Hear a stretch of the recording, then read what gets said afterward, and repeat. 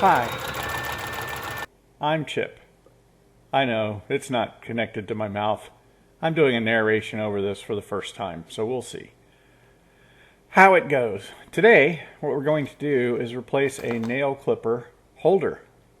This one's old and the thread got disintegrated, and so we're going to basically replicate it. I tore all the thread out. I end up cleaning it. We take it apart.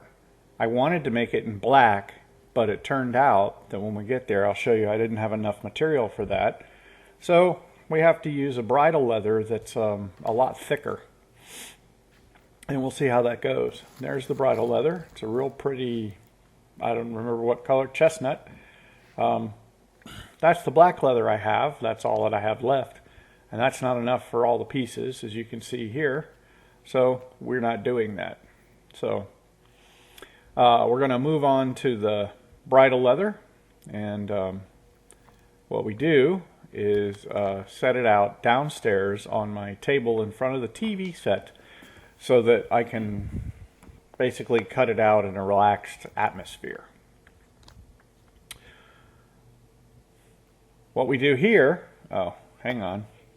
is that we try to show you that there's plenty of leather for cutting the pieces out. That's not a problem. I have a scratch awl, and we're going to use a rotary cutter and a cutting mat to actually cut the pieces. And I'll measure these pieces for potentially making an actual pattern and design for this. But basically somebody already made the pattern and design, and I'm just copying it. So there you go.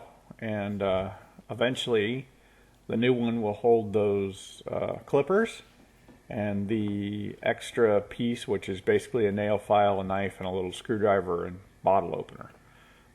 Pretty handy little thing, but I don't think that we would be able to buy a new set without the cover, so we're just going to replicate this. And we're also going to sew this one back up, the original. But for right now, this is good.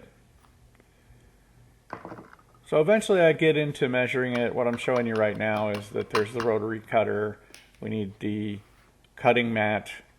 I have a little measure straight edge that I'm going to use to actually make the cuts with the rotary cutter on the cutting mat. And you won't actually see that because I can't do the camera work and the cutting all at the same time. I am looking into getting a auto tracker camera holder or something that can hold the camera for me. I'm just not sure which one to get. So suggestions could be good. Anyway, that's about 2.5 inches wide by I think it was like 2.25 inches long. Actually, that is the height of it right there. And then the whole thing, the big piece was 7.25. Yeah, there you go. So it's 2.25 inches wide by 7 inches long for the big piece, and then 2.5 inches wide by 2, and we're going to call it 3/4 inches for the middle piece. And then for the little strap that holds everything in, it's 3/4 inches wide by a little longer than 2 3/4, so that, or 2.25, so that it can actually have those loops and holes in it. And you can see here that I scratched the leather with the awl. That was the first time I'd ever done that, and I was pretty happy with the lines that came out.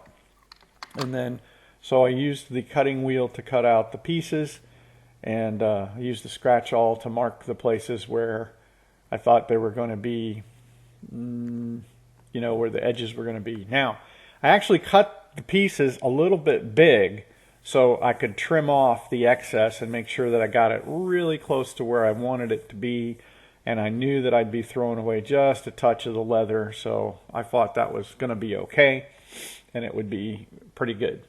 And it turned out that that was actually pretty good and a good way to do it. So at the end of this, we have the 3 pieces we need to actually make the new one.